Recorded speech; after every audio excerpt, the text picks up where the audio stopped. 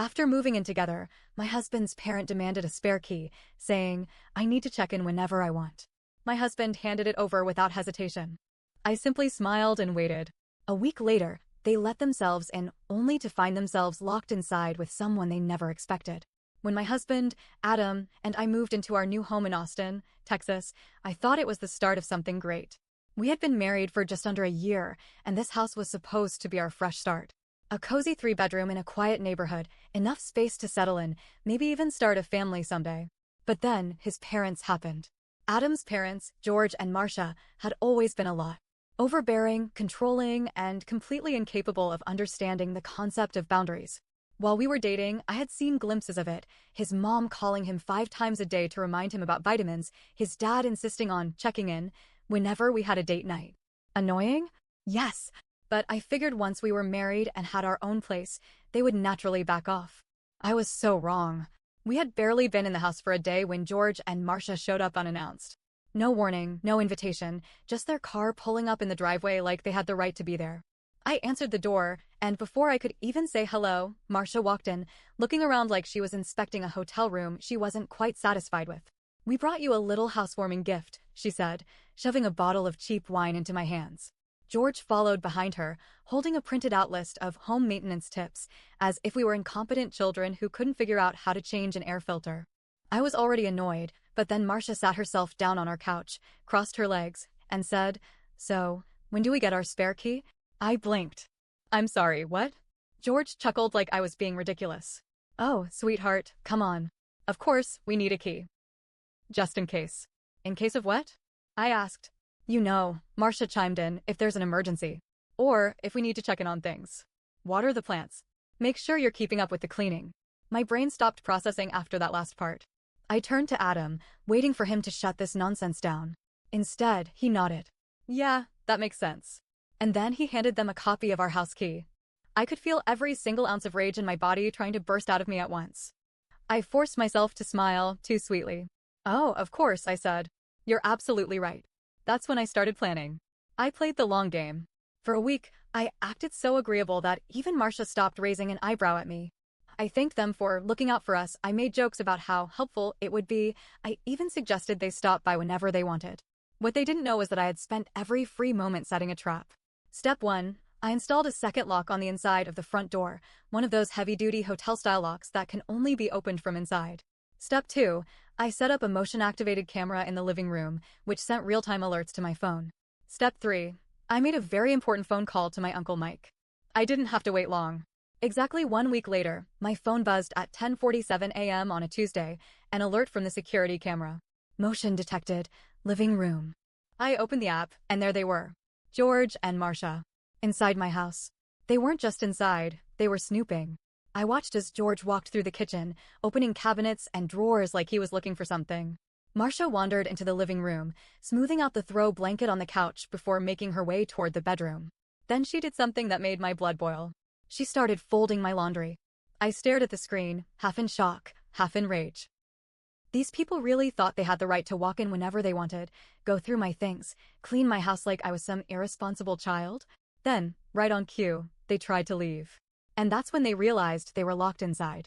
I saw it happen in real time. George went to open the front door, turned the knob, and nothing. He tried again, pulling harder this time. Still nothing. Marcia came over, confused. George rattled the knob again, then looked up and finally noticed the extra lock at the top of the door. He turned back toward Marcia, his face slowly turning red. "What the hell is this?" Then, before they could even process what was happening, the door to the basement opened. And Uncle Mike walked in. Uncle Mike is not someone you want to be alone in a house with if you don't know him. He's 6'3", shaved head, full beard, and covered in tattoos, most of which he designed himself. He used to run with a biker gang back in the day, and even though he's settled down and owns a tattoo shop now, he still looks like someone you don't want to piss off. He stepped into the living room, cracking his knuckles. Well, he said, his voice gravelly. "What do we have here?" George froze. Marcia let out a small scream and grabbed onto his arm. "What the hell are you doing in our house?" George demanded. Mike raised an eyebrow. "Your house." Marcia pointed at him, shaking. "You're trespassing." Mike laughed. Actually laughed. "Oh, that's funny," he said, reaching into his pocket and pulling out his own set of keys. Because I live here. That's right. I had sublet the house to Uncle Mike for a week. Legally. With paperwork. Filed with the landlord. My in-laws had just broken into a legally occupied residence. George's face turned an alarming shade of red. Marcia, still clutching his arm, looked like she might pass out. Mike leaned against the wall, arms crossed, calm as ever. You're lying, George snapped, pointing at him like an angry school principal. You do not live here. Mike pulled a folded-up piece of paper from his pocket and unfolded it slowly, too slowly, like he was enjoying the moment. Signed lease agreement, he said. Dated. Notarized. I had made sure it was airtight. George snatched the paper out of his hands, scanning the document like he could somehow will it to be fake. Marcia peered over his shoulder, lips trembling. This is ridiculous, she whispered. Mike smirked. You know what's ridiculous? Walking into someone else's house uninvited. George ignored him and turned to Marcia. Call Adam. That's when my phone buzzed. Incoming call, Adam. I picked up, but before I could even say hello, I heard panic in his voice. What the hell is going on? I smiled. I don't know, Adam. Maybe you should ask your parents. He hesitated. They're saying some guy is in our house, claiming he lives there. Not some guy. Uncle Mike. Dead silence. Then, very quietly, I drove home slowly, giving them more time to stew. By the time I walked in, the energy in the room was tense. Marcia was sitting on the couch, arms crossed so tightly it looked painful. George stood near the door, still fuming. Mike was in the kitchen, drinking a glass of water like he had all the time in the world. Hey, babe, I said cheerfully, dropping my bag on the counter. What's going on? You know exactly what's going on. George's voice was low and dangerous. I feigned innocence. Do I? This, he growled, shaking the lease agreement in my face, is a load of crap. I tilted my head. Funny. The landlord didn't think so. Marcia snapped. You think this is cute, don't you? She hissed, standing up so fast the couch groaned. This little game you're playing? You've gone too far. I folded my arms. Too far? Like, I don't know, letting yourselves into my house without permission. George's hand clenched into a fist. We have a key. Mike snorted. Yeah? And how'd that work out for you? I bit my lip to keep from laughing. Adam finally walked in, looking like he'd just walked into a war zone. He took one look at me, then at his parents, then at Uncle Mike. Jesus Christ. Marcia zeroed in on him instantly. Adam, she said, grabbing his hand, voice full of betrayal. Did you know about this? Adam hesitated. A second too long. Her eyes widened. You did, she breathed. You let her do this. He rubbed his face, looking exhausted. Mom, but George had reached his breaking point. I want the key back, he snapped. Right now. I didn't even pretend to consider it. No, his nostrils flared. We're your family. We have a right to be here. I laughed. Actually laughed. Are you hearing yourself? A right? You don't have any rights here. You don't own this house. You don't pay the bills. You don't live here. George stepped forward, eyes dark.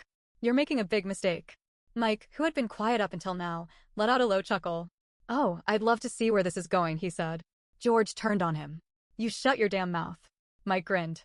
The kind of grin that made men twice his size reconsider their choices. I don't think I will. Marcia grabbed George's arm. Let's just go, she whispered, but he wouldn't move. You're going to regret this, he told me. I met his gaze. Unblinking. No, George, I said. You're the one who's going to regret this. That night, after things had finally calmed down, Adam and I sat on the couch in silence. So, he finally said, running a hand through his hair. Are they gonna hate you forever now? I shrugged. Probably. He exhaled. I really screwed up, huh? I gave him a long look. You gave them a key to our house without even talking to me. He winced. Yeah. I stared at him. You really think they would have stopped at just checking on things? If I hadn't done this, they'd be in here every single day. He rubbed his temples. I get it now, okay? I messed up. I sighed. Good. We changed the locks the next day. A few days passed with radio silence from George and Marcia.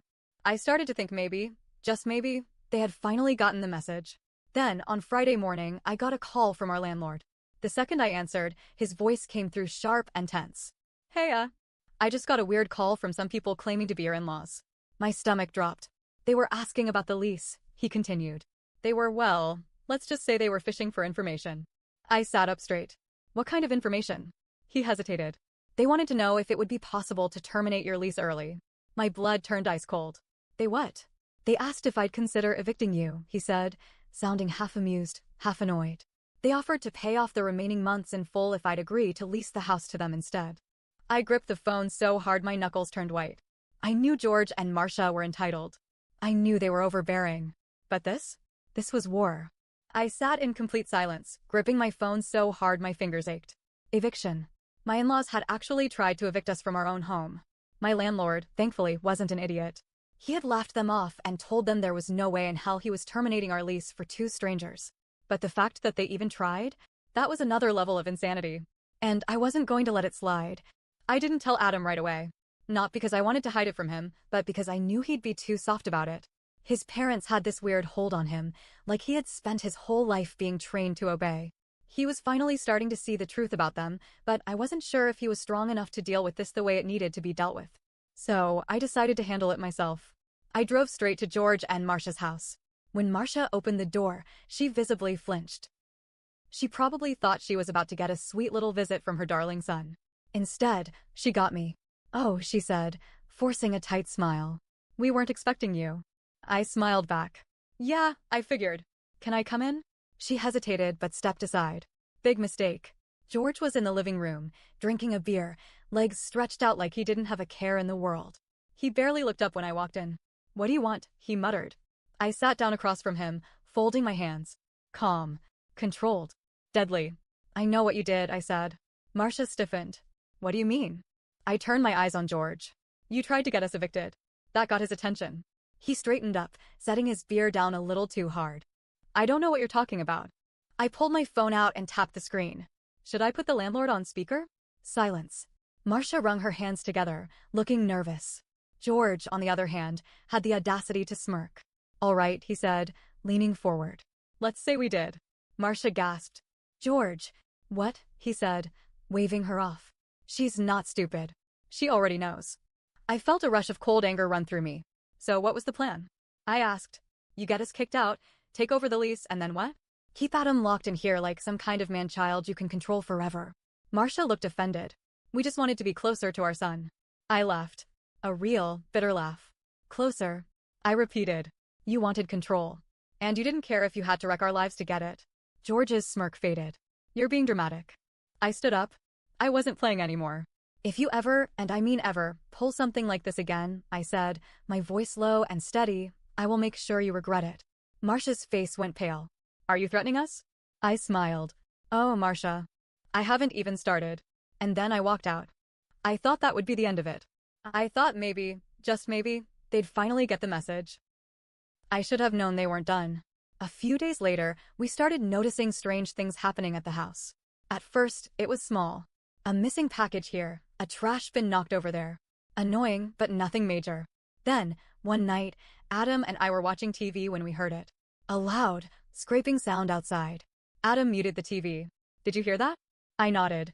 We both stood up and walked toward the front door. Adam slowly peeked through the peephole, and his entire body went rigid.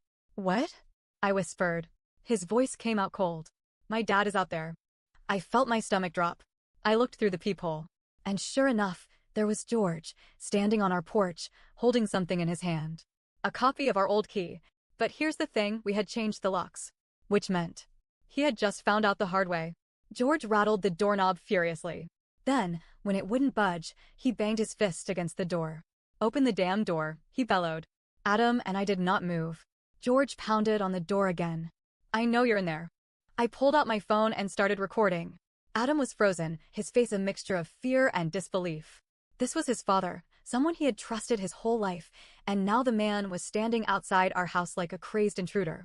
"George," I called out through the door, my voice calm but firm. "You need to leave." "This is my son's house," he yelled. "I have a right to be here." "No," I said. "You don't." Marcia's voice suddenly rang out from somewhere in the darkness. "Adam, sweetheart. Just open the door so we can talk." I whipped my head toward the window. She was standing at the side of the house, hands clasped together like she was in some melodramatic soap opera. Adam took a shaky breath. "Dad," he said, his voice wavering. "You need to go." George slammed his fist against the door so hard I actually jumped. "You are making a huge mistake," he seethed. Then, suddenly, the motion sensor lights in the backyard turned on. I turned toward the back window and my heart nearly stopped. Someone was in our backyard. A shadowed figure, moving near the fence. I didn't even hesitate. I grabbed my phone and called the police. George was still ranting outside when the red and blue lights flashed through the windows. It took less than a minute for the cops to show up. I walked outside, phone still recording. The second George saw the officers step out of the patrol car, his entire face changed. "This is just a misunderstanding," he said, raising his hands like he was some innocent old man. "This is my son's house. We were just trying to have a conversation." One of the officers turned to Adam. "Sir, do you know these people?" Adam hesitated. For just a second. Then he exhaled and said the words that changed everything. "They're my parents," he said. "And they're trespassing." Marcia gasped. George's eyes went wide. And for the first time in his life, Adam chose me over them. The second Adam called it trespassing, I saw the moment George realized he lost. His jaw tightened. His fists clenched at his sides. Marcia gasped like she had just been stabbed in the heart. "Adam, sweetheart," she started, voice desperate, trembling. "You don't mean that." But Adam didn't look at her. He was staring at the cops. I don't know if it was fear or shame, or maybe just the weight of everything crashing down on him at once, but for the first time in our entire relationship, I saw him stand his ground. "They don't live here," he said, louder this time. "They don't have a key anymore. They need to leave." One of the officers nodded. "Sir, I'm gonna have to ask you both to step away from the house." George was seething, his whole body tense, but he wasn't stupid. He knew that if he pushed this any further, things would go way beyond embarrassment. So, instead of fighting, he turned to Adam and smiled. But it wasn't a warm, fatherly smile. It was cold, calculated, dangerous. "You think you're making the right choice," he said, voice dripping with venom. Adam didn't respond. George took a step closer. "Someday," he said, "you're going to wake up and realize that she took everything from you." A sharp pang hit my chest. Marcia was already crying, shaking her head like she couldn't believe this was real. "Adam, honey," she whispered. "Please, don't let her do this to us." But Adam's face was stone. "She didn't do anything," he said. "You did." That was it. That was the moment George finally snapped. His hands shook. His face turned scarlet with rage. "You're not my son," he spat. Then he turned and walked away. Marcia hesitated, for just a second, but then she rushed after him, sobbing. They didn't look back. The cops waited until they were fully out of the neighborhood before turning to us. "You want to press charges?" one of them asked. Adam shook his head. The house was silent after they left. Adam sat on the couch, staring at the floor, his shoulders hunched like all the weight in the world was pressing down on him at once. I sat beside him, not touching, not speaking, just waiting. After what felt like forever, he finally exhaled. "They hate me now." I swallowed. "Maybe." He shook his head. "No, they do." My dad, he meant what he said. I didn't lie to him. Yeah, he did. His hands balled into fists. His breath shuddered. I don't know how to feel." I reached for him, and to my relief, he didn't pull away. "I know," I whispered. Another pause. Then, softly, he said, "I think I always knew this was coming." I didn't respond. Because, deep down, I think I knew too. Days passed. No calls. No texts. Nothing. And then, one morning, Adam checked his email. He froze. His face went pale. "What?" I asked, moving behind him. "What's wrong?" Wordlessly, he turned the screen toward me. It was an email from a lawyer. And in bold letters at the top, I saw it. "Cease and desist order. From George and Marcia. They're demanding that we stop alienating them from their son," Adam read aloud, his voice almost numb. "That we return communication to its natural and expected state." My lips parted. "They're trying to legally force you to talk to them." Adam let out a short, bitter laugh. "Yeah, looks like it." I felt my stomach turn. They had spent years treating him like a possession, not a person. And now that he was finally breaking free, they were grasping at anything they could to pull him back. Adam sat back in his chair, staring at the screen like it held some great, terrible truth. Then he closed his laptop. And smiled. "They're desperate," he said. "Quiet. Certain." I tilted my head. "Yeah?" He looked at me. "Yeah." Then, for the first time in weeks, he reached for my hand. And just like that, I knew we had won. We sent one final email. A single sentence. "Do not contact us again." After that, we blocked them everywhere. They tried to get through. Fake numbers. Anonymous emails. Even a Christmas card, accidentally addressed to the wrong house. But we didn't bite. And slowly, surely, they faded from our lives. It took Adam a long time to process everything. Some days were hard. Some days I could see the guilt creeping in, the doubt, the old, ingrained instinct to obey. But then, One night, as we sat on the porch, looking at our quiet little street, he turned to me and said, "I feel free." I squeezed his hand. "You are." He exhaled. Then, smiling, he said, "So, can we invite Uncle Mike over? I think he deserves a beer." I laughed. And for the first time in a long time, we were okay. Some people say family is forever. But the truth? Real family doesn't chain you. Real family doesn't make you feel like you owe them your life. Sometimes, the best thing you can do, the strongest thing you can do, is walk away. And when you do, you'll finally be free.